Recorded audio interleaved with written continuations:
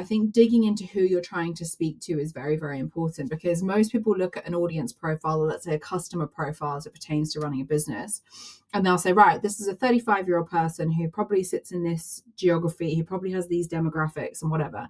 And we nail this human being down into a data set that actually we can't speak to.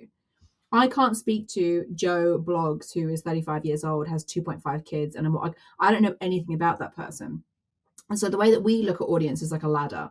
So, for example, the bottom of my ladder is a burned out 9-to-5er who is desperate to go full-time self-employed, but doesn't know how. And then at the top of my ladder is like the person running the 250 million pound revenue business who knows that in order to get to where they want to go, they have to have a massive profile like Ben Francis, James Watt, etc.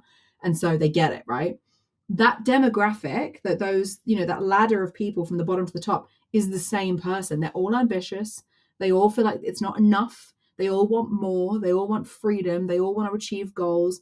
Therefore, probably are likely to be people who read books, listen to podcasts, or on LinkedIn or on social media, but they're on there to learn and to be better, not to scroll and be doomed, And so I think for like anyone listening to this, or even for yourself, it's like, who am I talking? Like, who is the person, not the data set that I'm talking to?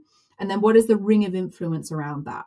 Like, is it that they're, the bottom of the ladder and they need to be at the top, right?